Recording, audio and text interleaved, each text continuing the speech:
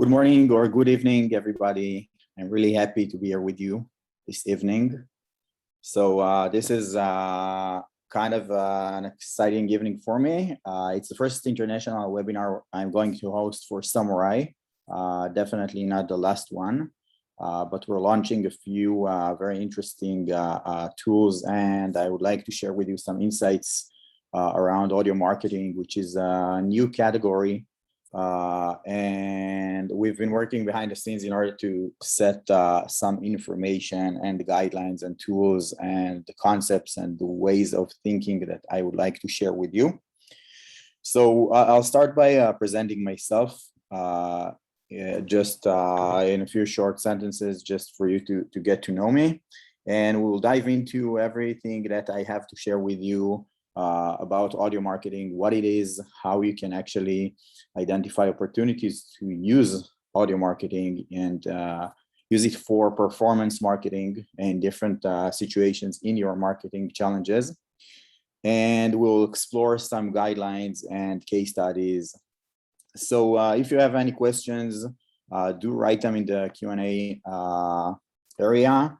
I won't be looking at that while doing my first set of slides. I guess I will take something like 45 minutes or so to give you an overview of everything I prepared for you. And then we can definitely have kind of an open conversation, and I'll open your questions and scroll through them in order to give you any insight and guideline I can help with. So if you're ready, I'm ready, and let's get started. So I'll start with a quick overview. I got to the world of technology from software engineering. In the last 15 years, I've been spending most of my time in the world of user experience design, both from the side of designing digital products and teaching about how to design digital products. So just a few statistics that will give you some hint about my background and what brought me to the world of audio. So I designed more than 180 digital products for top 500 Fortune 500 companies in the local Israeli market and some of the international market as well. This basically means that I had a chance to design something like 6,000 screen layouts, which means that I have a very intimate relationship with pixels. And while doing that so many times, we basically create a set of logic explanations of how to design the perfect screen and how to actually create the best interaction for the digital audience. And in addition to that, I spent the last 15 years in the other side of the room as the speaker. I led more than 200 UX courses for different audiences, companies, and I've been training digital professionals on how to become UX designers. My students are leading the Israeli market as designers across all of the local scene. And I think one additional thing that I got from doing that is the need for me to be able to find the logic and logical process and way of thinking behind why we do things that we do in our digital interfaces. And I think this is going to represent how I'm going to explain what audio marketing is and how you actually can benefit from that in your marketing channels. A few years ago, I won the UX award. It's an international design award that I was given in San Francisco. It was for a redesign I did for a local Israeli Tel Avivian blog. What we basically did is found out what's interesting about Generation Y and rethought what a blog interaction would be. And interestingly, it was the first time I started playing with audio. One of the things that we did back then is add an audio version for the blog. We actually enabled people who created a blog post to record themselves and actually add an audio file for Generation Y to be able to listen to the content. And surprisingly, we assumed that in some cases, mainly in mobile cases, our audience would basically choose to listen instead of read. But we found out that Generation Y needs as many ways to keep their focus and attention on the content. And they basically both listened and read the content. The fact that we actually did research around Generation Y and created a rethinking of what a blog is was actually got kind of that feedback, and I got the that award, which was very exciting opportunity. And since then, I spent a lot of time in front of rooms that deal with digital products. And another point that led me into the world of audio is my constant need to be, I would say, perceived as the smartest, or at least the most updated person in the room, because both as a speaker, lecturer, and as a consultant for companies, people basically expect you to be able to know everything about everything that's happening in the digital world. If it's design, research, what happens with startup companies, what company got what funding, what's happening in technology, what happens in design, and so forth. And I found it really hard to stay up to date with all of that information. So I started thinking what I can do in order to be up to date without the need to actually dive into content on a daily basis. And I think this challenge is something every professional deals with in the last decade or so, because we all live in a world of constant, too much information around us. We don't really know where to start and where it ends, what's good for us and what's bad. And we actually have some kind of a FOMO feeling of not being able to know everything and missing important things and so on. And if we look at marketing or across the last decade or so, we see that content marketing is exploding in front of us. Every company creates tons of content, and it has some interesting insights when you look at it from the side. So first of all, it was Seth Godin who said that content marketing is basically the only marketing left. You don't do TV advertisement anymore or stuff like this. You basically go to the web and try to create valuable content and get audience by sharing it on social media and SEO and so forth. And we came to a situation where content is basically exploding. You cannot know what's good, what's bad, how to find the relevant content out there. And interestingly, if you look at recent years, you see that content marketing is not working anymore. And I think you can look at it from 2 points of view. So one of them is the point of view of people who create content. So research shows that only 28% of marketing managers who create content find content marketing working for them. And the more you spend on creating more and more content, the less it's working for you over time. And we see that we create endless amount of content, and it becomes really hard to use that in order to drive attention. And on the other hand, if you look at how users actually consume digital content, you find out that the statistics show that people spend in average only 37 seconds reading a blog post online. So if you try to dive into what 37 seconds mean, so I think there are two scenarios I can work with. One of them is you getting into a blog post, reading the title and scanning through the page to find out that it's not relevant for you, and then you go away. And the other case is that you read the title and then you scan across the page to find out that it is relevant for you, and then you basically go away. You either leave the tab open or send it to your reading list or do something that basically moves it towards some other place, but you never really find the time to dive into content and actually get everything that's out there, written out there. So I found it super problematic for me. And then I tried to solve this for myself as a professional. And this is where I found the amazing world of crowdsourcing. And I tried a small hack. What I did is I hired somebody to actually create summaries for the articles that I bumped into. So whenever I bumped into an article that was looking like something relevant that I have to read, I kept the link in a Google Sheet. And I asked my personal assistant to basically read the article and create a textual summary of the main insights that there were in the article and send it over by email.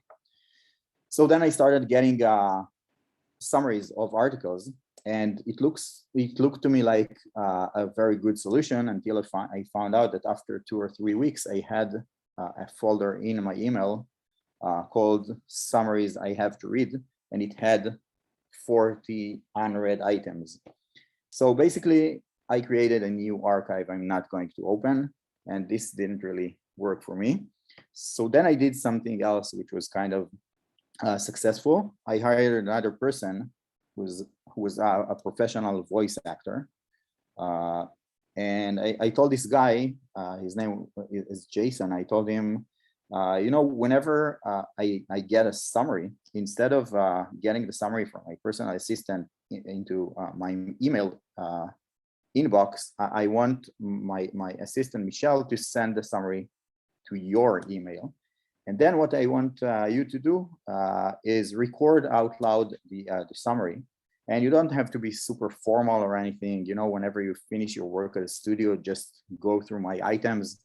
You can actually be non-formal. If you have any mistakes, you can keep them. It's just for me. And then I started getting MP3 files by email for the summaries that Michelle created. And I think the first time I actually spent 7 minutes listening to audio summaries of the articles that I wanted to know what's in there, I found out that this is becoming really a successful solution for me, because I was basically able to know much more with much less effort. So at that point, I found out that I basically have a winning situation, and whenever I want to explain that situation, I always get back to these 16 seconds that came on 1919 in the film The Matrix. So if you remember, it was Neo who was connected to some kind of a device, and he was spending a few minutes connected to the device.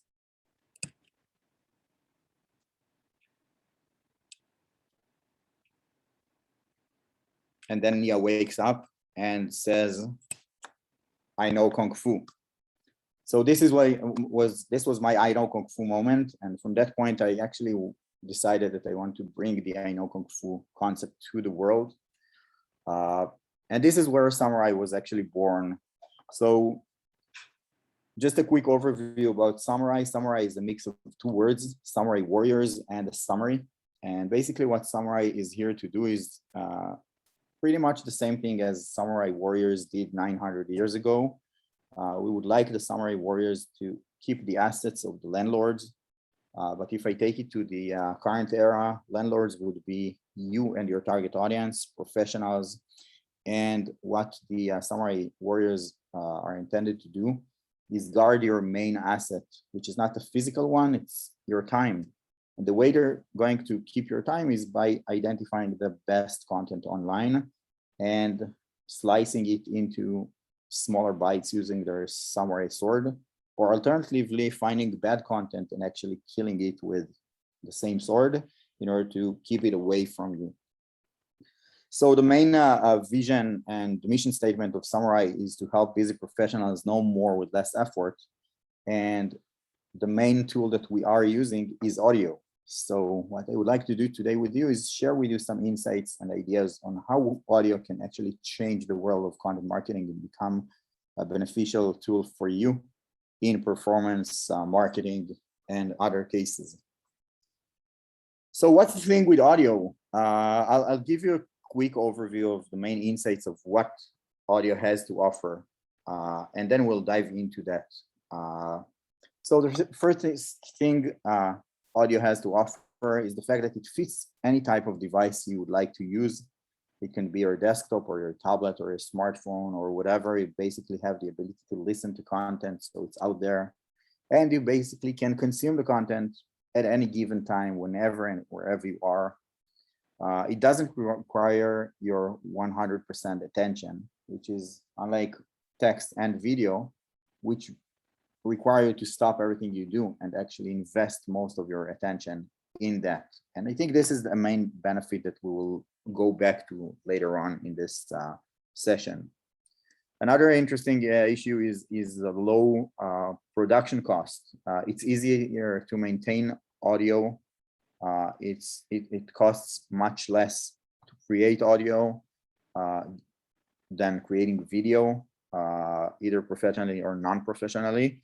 But one thing that I'll mention later on is that you will find out that it actually costs less to create audio than creating text, which is an idea I would like to share with you later on in this session. Another thing is that it basically opens the door for a tone of voice and very emotional relationship between you and your target audience.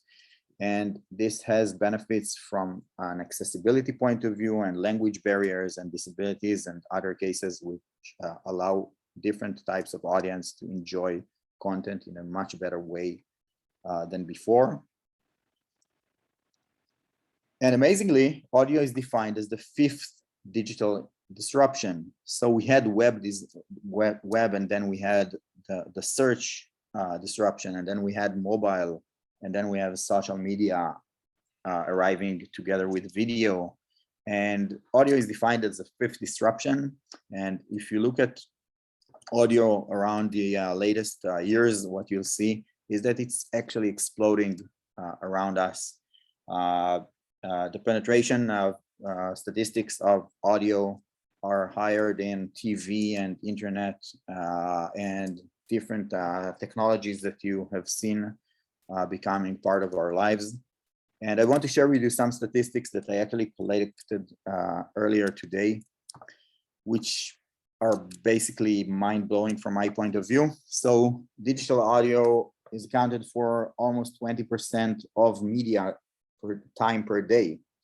And this means that we spend around an hour and a half in consuming audio. And this includes music and different types of other spoken audio, which I'll dive into soon. So 41% of the US market tunes into podcasts monthly, and 28% of the US population tune into podcasts weekly, which means that this is 1 in every 4 or 3 people in the US market are basically spending their time listening to audio content. 43% of Americans listen to spoken word audio daily. This includes also radio and audiobooks and so forth. So basically we spend a lot of time consuming audio content as it is today. And from my point of view, I think it's this is before marketing started to understand the potential of that area, which is a concept I will share with you soon.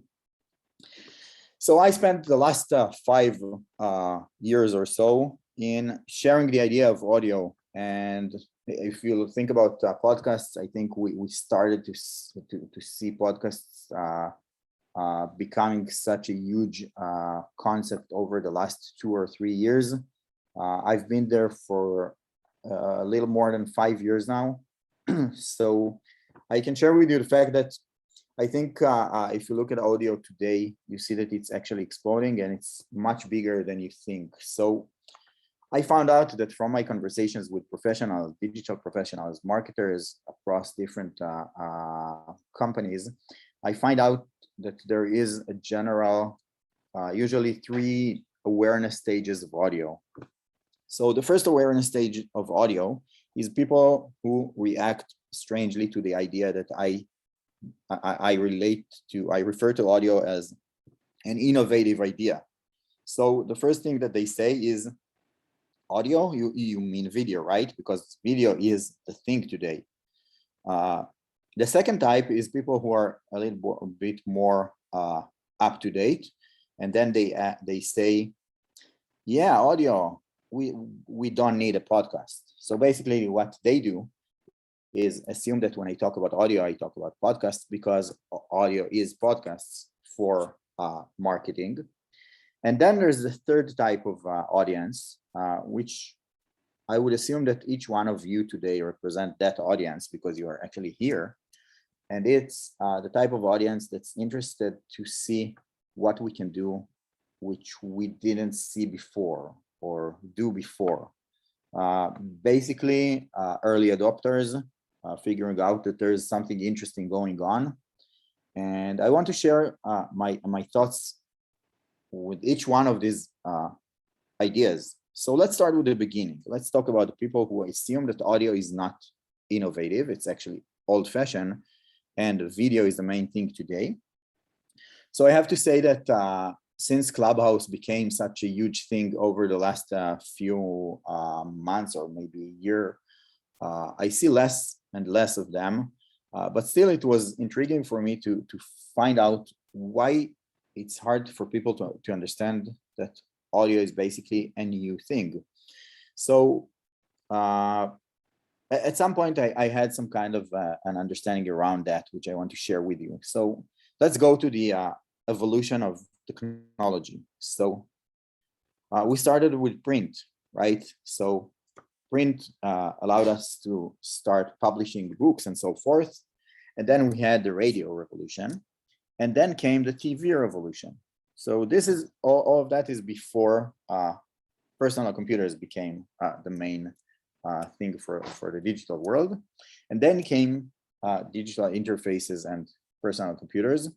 And if you dive into the evolution of personal computer interaction, you'll basically see that it started with print, the digital version of print, where we have photos and text in our computer. And then at some point, we basically jumped over radio, and we basically got audio and video at the same time based on the bandwidth and the internet abilities, and we started to enjoy video. So at 2021, I basically come to share insights with professionals, and I say, look at the innovation of audio, and they basically think about that. They say, why did you go back in time and bring radio to the room? Isn't it an old thing? And the main thing that we have to understand is that the innovation of audio is not based on the technology of audio. Technology of audio is actually here for quite a while. The innovation of audio comes from a completely different concept that I'm going to share with you. And most of the digital marketers and professionals actually don't understand that yet. And this is what we are here to speak about. So then we go into the second category of people who assume that audio means podcasts. And then they say, as a marketer, I don't think podcast is a thing I should invest in at that point. So I basically have to say that if you assume that we're going to talk about how podcasts are relevant for B2B marketing, I'm not going to talk about that at all, because I'm not sure it is. Because if I try to map the benefits and the pros and cons of working on producing a professional B2B podcast, I'm not sure there's a good reason to do so. So podcast is usually based on a long form audio content, usually 45 minutes, 1 hour, and even more than that. In some cases, you'll find 30 minutes podcasts, and it's basically a very long form. And it's super not trivial to produce. You need technology around that. You need to set up your studio for that in order to have high quality audio. But this is not the issue. I think the main issue for B2B is that you have to have a very passionate professional who would be the talent who leads that. And if you have somebody who's able to do so, he's going or she's going to rock it. But if you don't have them, you basically can't hire somebody else to do that for you and actually talk passionately about professional things that they are not familiar with. So this becomes an issue. And if they're not passionate about it, it becomes irrelevant and nobody will listen to that. In addition to that, it requires a long-term consistency because nobody listens to the first 3 episodes and then assumes that you're an international relevant podcast. you basically have to endlessly create more and more content and send it over and promote it and so on, which is completely not trivial. And then you get to the main point, which is what is the ROI of podcasts? So I'm not sure there is a clear ROI for podcasts at that point. And this brings to the table the fact that I'm not sure that investing in podcasts is actually beneficial for B2B marketers. But I think we have to rethink audio, because audio is much bigger than podcasts. It involves so many other things that you weren't aware of, and I'm going to share them right with you. So the next category is people who are interested to know what we didn't do before and can be relevant. And this is for early adopters. So all of this conversation is super early adopter oriented. And I'm going to share some of my thoughts about what it takes to become somebody who uses audio for marketing at that point. But if you look at what happened over the last few years or even months, you see that audio is exploding behind the scenes in many cases which are not podcast oriented. So on March 2020, the New York Times acquires a company that's doing audio journalism. And then Twitter adds audio tweets. And then you find out that Apple is introducing audio podcast web embed because they want to share podcasts towards their platform and put that element on websites, which is something that they didn't do before. And then you see that YouTube added a new audio ad format, which is optimized for audio. And if you dive into the business model of YouTube subscriptions, you basically see that YouTube requires a paid subscription in order to allow you to listen to the content without looking at the screen, which is basically amazing. We actually created a beta version of our Summurai app. And one of the things people told me is that whenever they listen to content, they actually close the phone, and they were amazed to see that the content actually goes on playing. So they asked, how come you did that? And I told them it's just a checkbox you have to mark when you publish your app. It takes 1 second. It's not a technology issue. So basically YouTube prevents it from you in order for them to be able to charge you for doing that, which is amazing that you find out that one of the business models of YouTube, such a visual-oriented platform, is allowing you to listen because everybody wants to just listen and not watch videos. Other things that happened, ClubHouse is becoming a huge platform, $40 billion worth at least. This was 3 months ago. I guess they're worth much more at that point. And then every other platform starts to copy and creates their own version. It's not November 2021, it's May 2021. So both Spotify and Facebook and Twitter and Slack and LinkedIn and everybody does the ClubHouse thing and embeds that in their interfaces because audio is becoming a thing.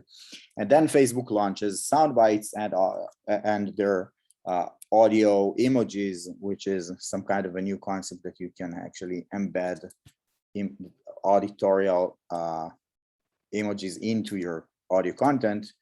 And Apple opens their paid subscription, and then Spotify will open their paid subscription model and so forth. And I think the main thing that still didn't happen, but is planned to happen sometime soon, nobody knows when, is Google adding the audio tab on search results, which will be super interesting to become a part of that because people are starting to look for audio content. So I think the main thing I want to share with you is the fact that audio is here to stay, and audio is a much bigger thing than podcasts and ClubHouse. So I call it Audioland. Audioland is a new uncharted territory that will be super relevant for marketers, professional digital players, and so forth. And I think this is a new category. And if you look at the world today, I think we are familiar with one part of that Audioland, which is podcasts, and there's a lot of traffic going on there.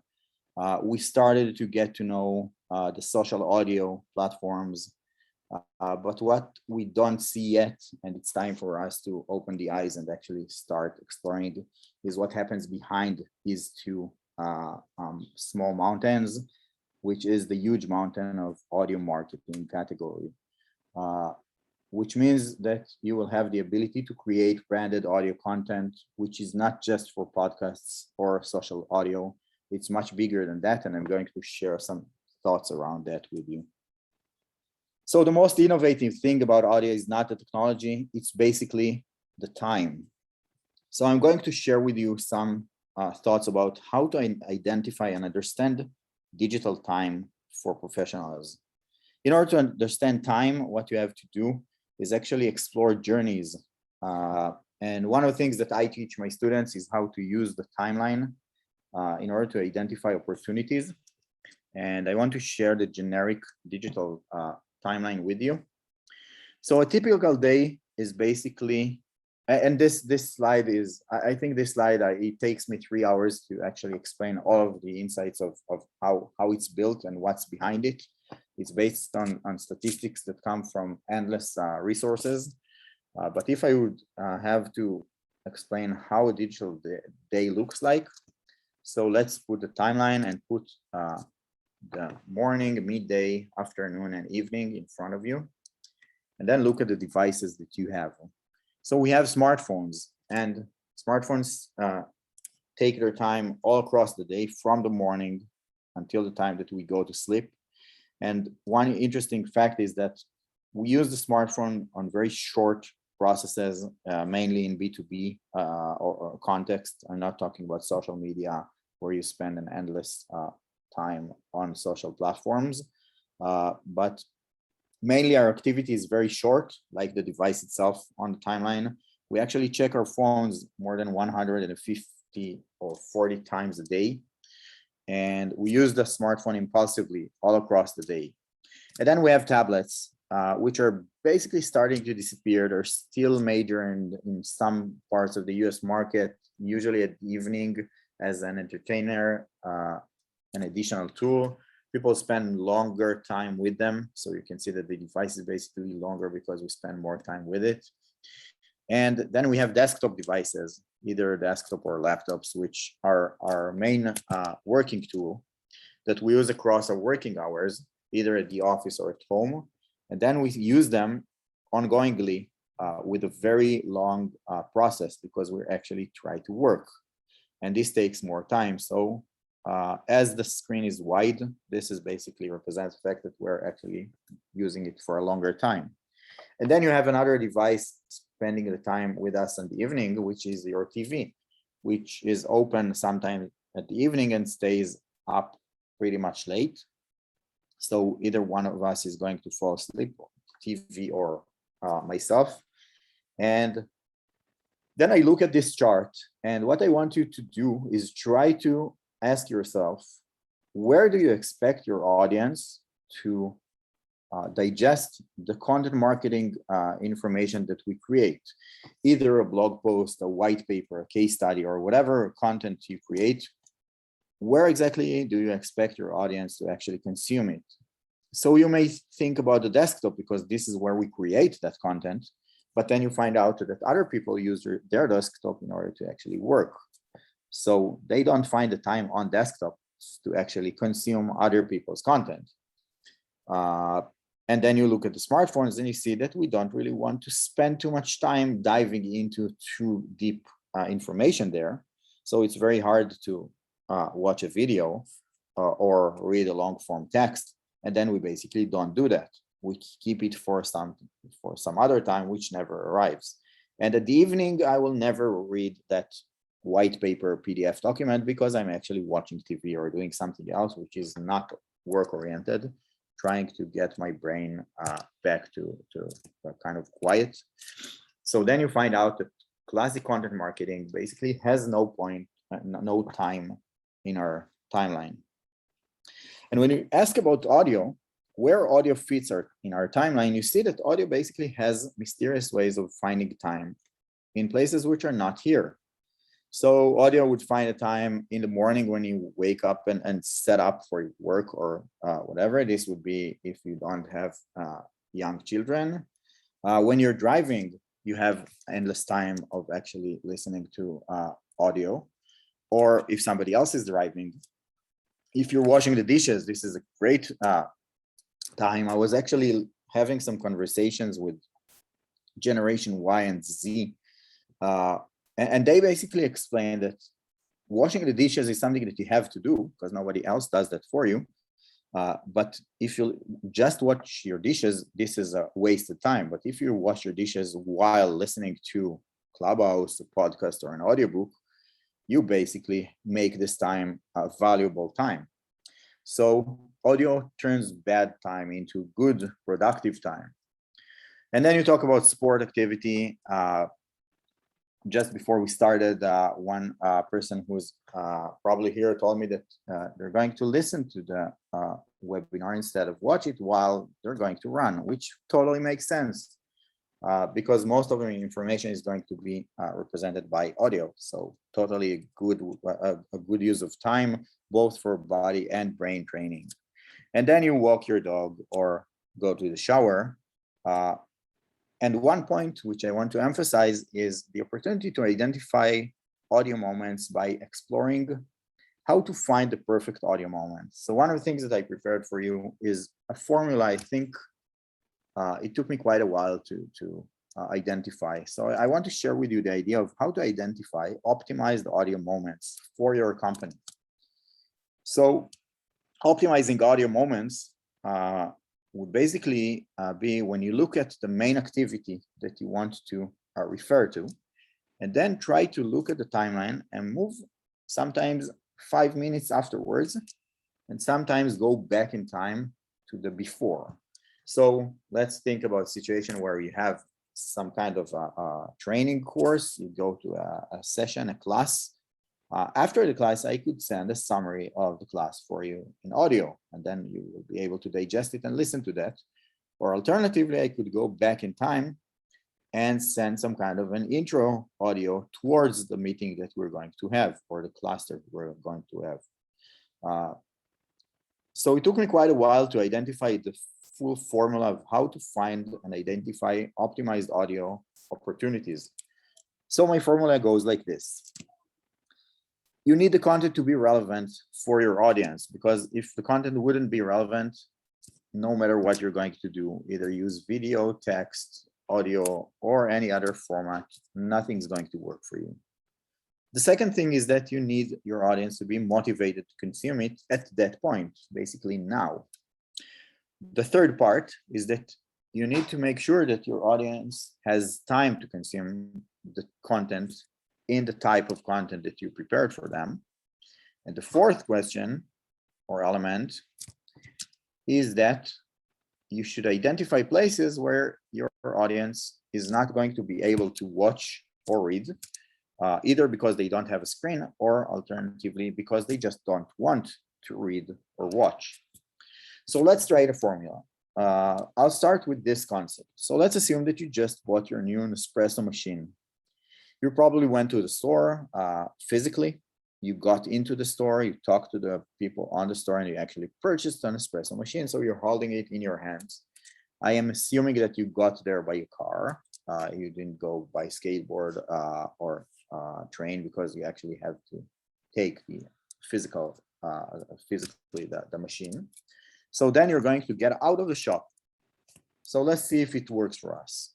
Would the content about the new machine that you just purchased be relevant for you? I guess so. So we have a check on that. Would you be motivated at that point to get to know more about Nespresso as a company, how they create their limited edition types of coffee? What do they do with the capsules that we send back, and how to make the perfect coffee, and how to maintain your machine, and so on? So I'm assuming that this is going to be relevant. So you're going to be motivated to know that now. Do you have time? Basically you have, but it's your driving time back home or to your office. which means that you don't have the ability to read or watch anything, which is perfect, because if I would wait until you get home, you would basically lose the motivation and won't have the time to actually read anything or watch any video. So if I have 4 yeses on these questions, I basically have the optimized time for audio. So what if we send you, when you leave the shop, we send you a player, a branded player with everything you need to know about your Nespresso machine. So this is a branded playlist that sits in a web device, web-based interface, which basically provides the opportunity to listen to the content that's relevant for you at that specific point. So it's not a podcast, it's not ClubHouse, it's not an app. You don't need to install anything. All I need to do is create a branded web-based audio player in order to put that content in an audio format and allow you to consume it. So if you'll click on play on each one of the items, you'll basically get an audio player. You'll also get a transcript for that, and you'll be able to listen to that. So this would be one idea of an opportunity to use audio for marketing in a new way. Let's try another case.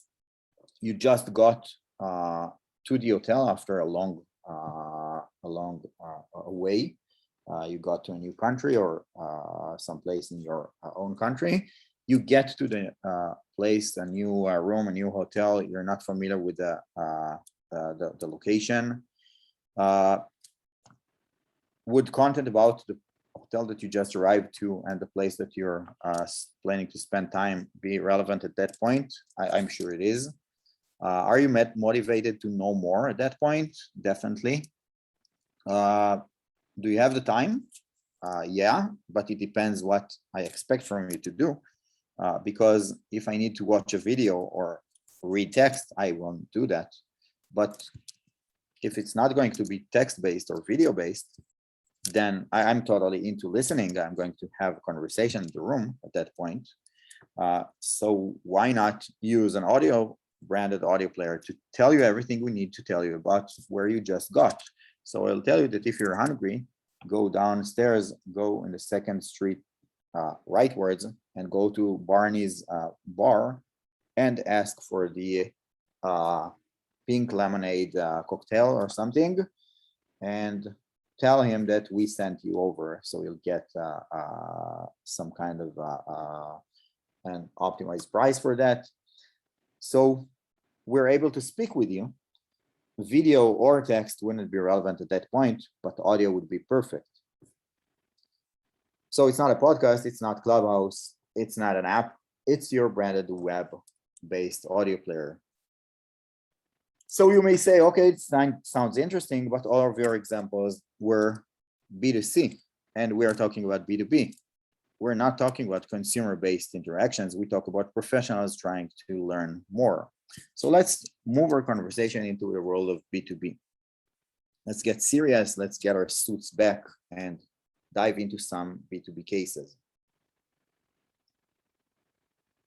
So when I talk about B2B interactions and marketing, we basically have 2 ways. One way is using your existing audio content. One of the ways is using your existing content, blog posts and so forth, and add audio on top of them. And the other alternative is to create audio-based channels, which is something that you don't have today. So let's start with the first one. Let's talk about adding audio over existing channels. So what existing content do you have in your company? I would assume that you have mainly 3 things. If I talk about text-based content, we can also talk about video, but I'll leave it for now. So you have a classic blog post in your website. You have a blog with endless posts, which are SEO optimized and so forth. Some of them talk about your company, and some of them and product, and some of them actually provide value about things that happen in the market and things that people would like to know. You have long form white papers, case studies, ebooks, and research documents, which you may want to spread around. And you have a classic newsletter that whenever somebody subscribes to your newsletter, they want to, they actually get it every once in a while to their email. So we have email marketing. And I want to explore the options of using audio for each one of these routes. So let's start with classic blog posts. So when we created our platform, people asked us to put embedded audio options on top of their website. So would adding an audio player on top of your blog post be interesting? We actually designed a super attractive, responsive player that you can put in your blog post and embed an audio version of that post, either as a summary or a full format text, audio for that transcript. And basically, we looked at that and tried to explore using the same formula that I presented. So when is your audience going to consume that content? So let's look at the timeline. When I'm going to read that blog post, it's probably going to happen when I'm working in my desktop, and then I bump into your article. And then when I'm going to open it in my desktop. So let's explore this situation. Is the content relevant for me? I'm assuming that it is. Am I motivated to know what you wrote about? I'm assuming that I am, because your content is relevant for me and it's going to allow me to be up to date. And I need that from a professional point of view. Do I have time to read? Well, not really. And then you actually lose the situation for audio, which basically means that putting an audio version for people to listen on top of your blog post is irrelevant, because they don't have the time neither to read nor to actually listen. So this basically kills our situation. They have a screen in front of them. They don't want to use it for reading because they want to work, but they don't really have the time to dive into your content. So let's go back to the timeline and explore something else. What happens a few minutes later? I stopped my work. I left my desktop computer device. I basically got into the car and now I'm driving home, which means that I'm going to be with my smartphone. And now let's go back to the content that you just presented. So this is going to be my situation. Is the content that I just bumped into on the desktop relevant for me? Yes, it is. Am I motivated to know what's in there? Definitely, it would make me an updated professional. Do I have time now when I'm in the car? Yes, of course I have. And do I have a screen that I can use? No, I don't, which means that I don't want to read or watch. It's actually dangerous to do so, which means that I have 4 yeses. This means that it would be an optimized audio moment. Then you find out that what we need to do is be able to take the content that you bumped into on your desktop and allow it to be consumed on your smartphone, which means that the desktop is a visual discovery situation, and your mobile is the place where you would like to consume your content. So all we need to bring to the world is the arrow that allows us to move content that we bumped into from desktop into something that you can consume while driving home. So I'd like to introduce what we call why read now if you can Plater. So Plater is a component that you put on top of your blog post, which allows exactly that. So I'm going to show it to you. It's actually live for less than 2 weeks. So I'm really proud of to show that. But this is the situation. So I'm getting into a blog post and I'm entering that article that somebody important wrote. And I'm looking at it, scrolling down, and I'm saying, wow, I would like to read that, but not now. And then you see that element pops out offering you not to read. So don't read, listen later, and say that says, you say, I don't want to do that now. I'll go on and try to read. And then you find out that you basically can't do that. So you click on the listen later, and then you enter your information. And basically what you see is that this graphic element is based on the post that we are in. It has the real name of the article. It has the brand identity and the image. And this is actually the player that you're going to get when you're going to put your information. We're going to send it over by email and by text message if you approve that. And then you send it over and you get it directly to the other device. So we can actually go back to your car and you'll have a text message waiting to be opened in order for you to consume that later on, which makes it perfect for your timeline. But let's look at it from a performance marketing point of view. So from our initial statistics, we see that it's much more engaging than exit pop-ups or other things that ask you to register or subscribe, because we're not trying to do something that you don't want to. We're actually offering you something that's aligned with your motivations. You really want to know what's here, but you don't want to read it. So we bring the alternative. But then comes something interesting from a professional point of view. First of all, I just got the lead and I know what content this lead was interested in. And this basically allows me to take you to the behind the scenes of Summurai. So if I go to our platform and log in to my device, from my device, then I see that existing branded channels that we have. A channel is a playlist that you've just seen. I look at a specific channel and get into that, and then I'll see the items on that channel. And then let's look at the statistics for that specific item that we just looked at. And then you can see how many people were actually visiting the page, how many were playing the content, and how long they were staying. And the higher this chart stays, the longer people are actually spending time without losing attention. And this has a direct connection to how interesting the content is, plus how engaging the presentation of audio is in what we created for them.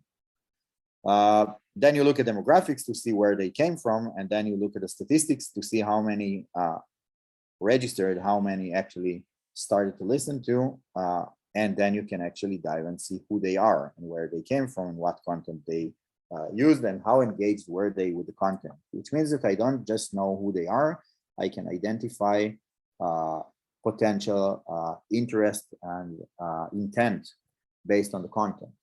So this information waits behind the scenes because unlike text, which nobody knows how it was consumed, audio is super specific. Again, it can basically track audio consumption in a very specific way.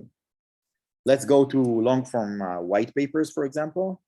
So now the problem is bigger because it's a long form content. This means that I will have to spend more time that I don't have in order to consume that content.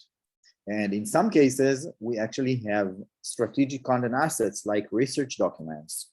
Companies spend thousands, sometimes tens of thousands of dollars creating a very strategic asset of a research talking about how the market is changing towards some kind of direction. And then they want to share it. But people don't really want to spend time diving into long form content. But if we create an audio version for that or a summarized audio version for that and put it on a player and allow you to later send that document and listen to that later on, either as one short item or a playlist with multiple short items, we can actually get more people to consume that content. So we basically have the content is relevant and I'm motivated, but I'm not going to read that. So if you send it to later, I'm going to listen to that later on, and then you're going to get an engaged audience with your content. But then we talk about classic newsletters. Statistics show that almost 70% of newsletters are actually consumed in mobile devices. And usually when you're in a mobile device, you're having less attention and patience to dive into information. So what happens is that you don't dive into information and you don't read. So what if I offered you the opportunity to listen instead of read? And then we have the same formula. You are motivated. You want to know what's the content because it's relevant for you. You do have the time, but you don't want to use your screen. So let's turn it into something you can play, either a short form or a long form, and then allow you to consume that. Everybody will be happy. You'll get a more engaged audience and you'll get your message consumed by the audience. But then we go back to our two ways. We used existing content, but let's explore two options of using new audio-based channels that you haven't found before. One thing that we do for quite a while with local companies is create a new type of content channel. And this brings me to the basic question of whether we want to create our content or alternatively, we want to curate other people's content. So what if instead of creating our own content from scratch, I would do something else. I would curate the best articles on the web and create some kind of place where you can actually consume that. So one thing that we did lately is create an audio based channel.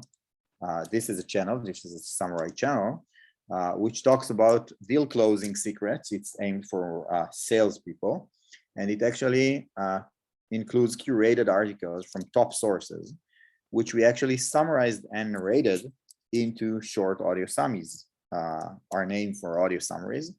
So you can actually get the best articles on the web and play them and listen to the content, or alternatively read that content.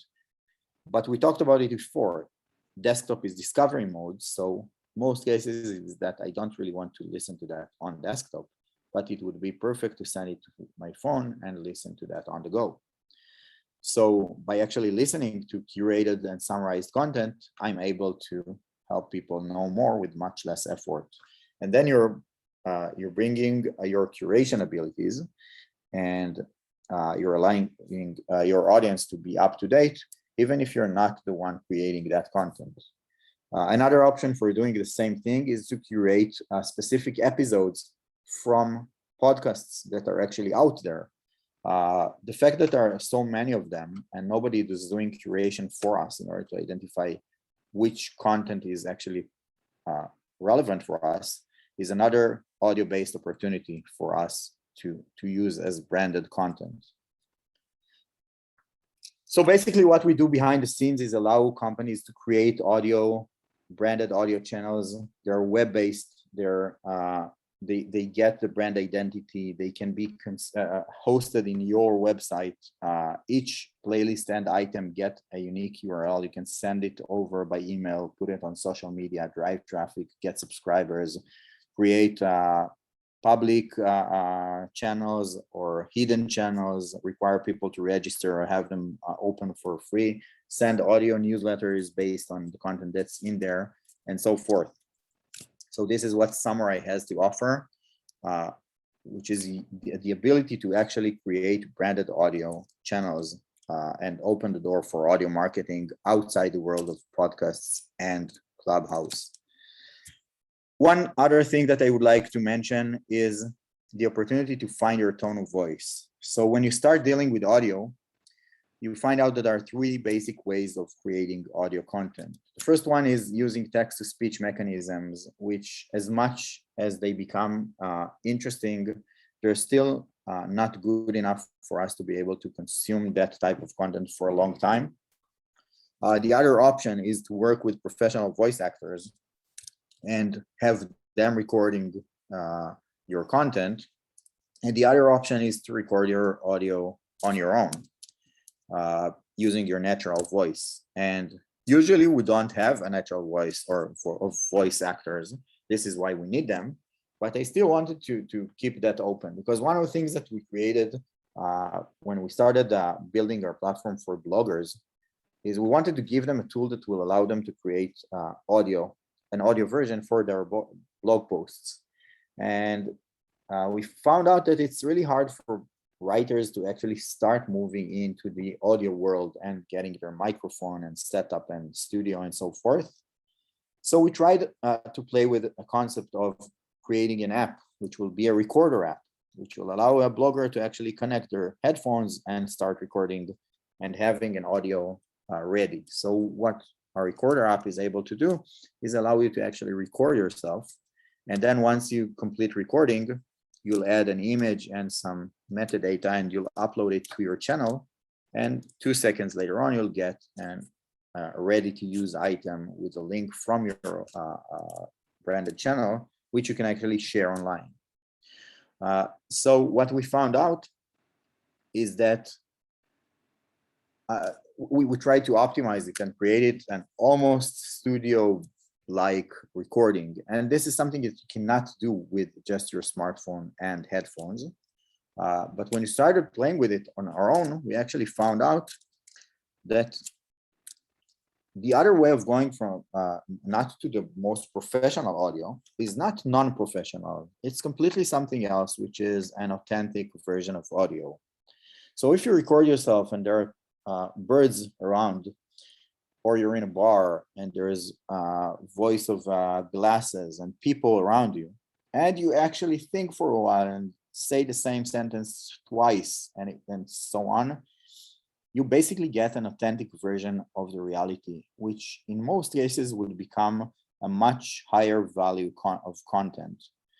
You can get your CEO to share thoughts with the company workers and so on.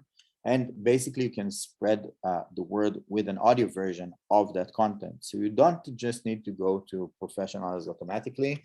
I think creating natural voice audio, authentic audio is another type of content we all have to explore. And when we go to professionals, another question we have to ask is what persona do we want to bring to the table? So defining our brand identity and the audio persona is another thing. What tone of voice do we want to bring to the table?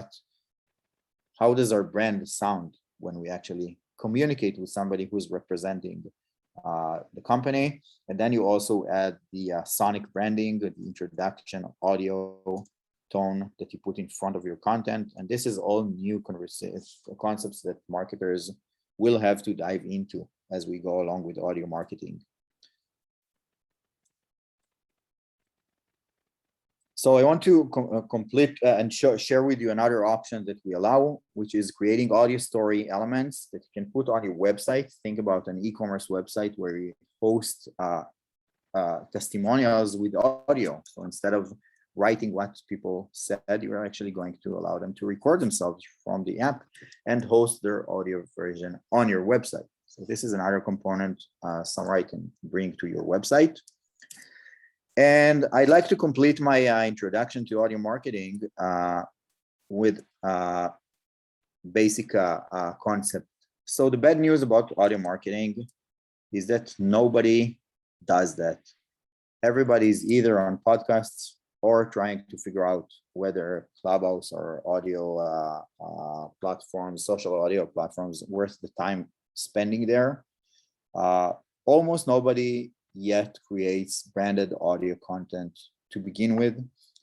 And I think if the bad news is that nobody does that, the good news is that nobody does that. This means that basically the road is empty while the lanes of text and video are swamped with information. The lane of professional audio is basically empty, waiting for your content to be there. But it's not trivial, because if we go back to the 3 awareness stages of audio, the only ones who would be courageous enough to do that would be people from the third type, who are actually interested in trying new things that weren't done before and are not waiting for a reference that would be out there.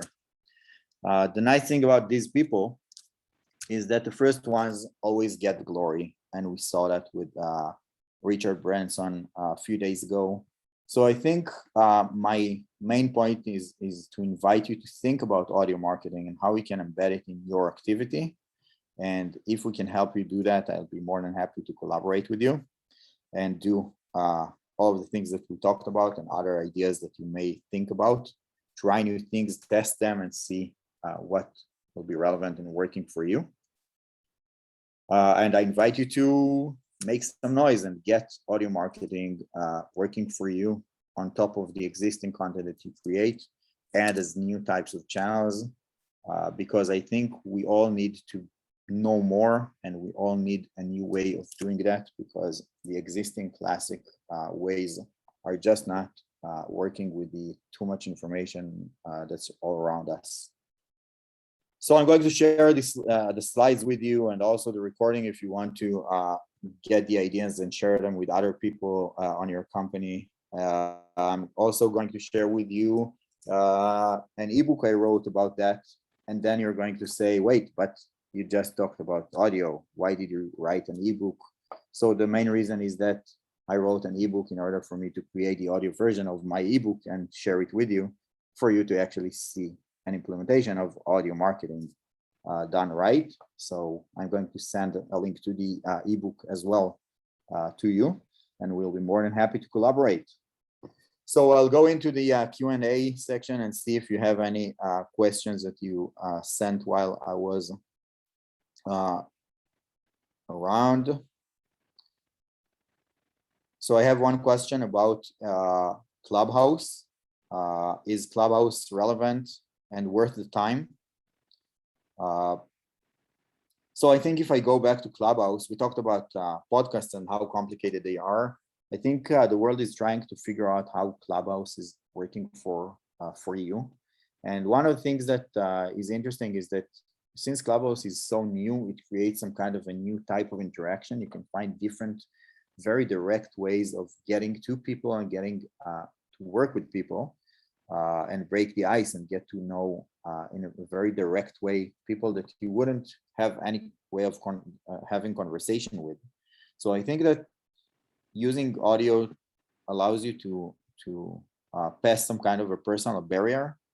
This is something that any type of audio would do. If you send a personal message to your clients after some kind of an activity, a conversation, an appointment that you had with them, or so on, you're going to have a very emotional feedback because people are actually breaking the personal ice. But the main thing about ClubHouse is that it requires a lot of time spending there. You actually find yourself spending endless hours there. And the opportunity to actually be productive and share information actively is hard. You have to create your own channels and create a team that manages them. And I'm not sure we have direct ROI on that as well at that point as a general B2B marketing activity that's easy for you to enjoy. So I think it still has to be tested, and we should figure out what's the best case for using that. But I think we should definitely explore different types of audio and try to make them work for you. Another question is how long an effective audio should last. So I think if I go to the attention formula, it depends on the ROI of the added value I'm going to get. So the higher the ROI is, the higher the quality of your content is, the longer I'm going to spend and actually listen to that. And I also have to say that sometimes you actually find yourself listening to very long format of content while driving, for example, because you're actually driving. So you say, my time is already wasted, so let's listen to something. And you don't expect that something to be very high quality. But if you're going to invest 3 minutes of your time or 10 minutes of your time by actually deciding to click on some kind of a link and listen to that, it has to be valuable for you. And the shorter it is, the higher chances that people are going to consume that. So if I'm going to share a summary of the blog post that we just bumped into, as opposed to a long format version of that, and one of them is going to be 3 minutes and the other is going to be 10 minutes. So I think it really depends on what content it is and what's the quality of that. In most cases, you would prefer to have a short version of that. And if you, it's amazing, we actually see statistics that when people see the play button with 4 minute long content, they actually click less than if they would have 3 minute content of the same thing. So the shorter you get, the better it is, but I think you still have to keep the quality. So at the end of the 3 minutes, we want to make sure that the insight is there. So we actually learned something new and it's practical, and you weren't just shallow and kind of didn't say anything. So I think optimizing the content and creating effective summaries with the bottom line with a short version is kind of the optimized version. This is why we create summies, these audio summaries, which are aimed toward 3.5 minutes or so. And I think in some points, usually from a B2B point of view, I would rather have a short version of that. So think about the situation. We created an audio summary for an ebook for a security company a few weeks ago. And then the salesperson says to one of his customers, I have a very interesting case study to send you. And then he thinks, am I going to send a PDF, which is 10-page long, or am I going to send the audio summary? And what he actually did is send the audio summary of 3 minutes, which is audio based, and then their customers are able to actually consume that on the go without having to actually stop everything and read, which will never happen. So I think audio summaries and short audio format is actually a new concept that we totally have to explore, and it would be super interesting to learn how it works for you.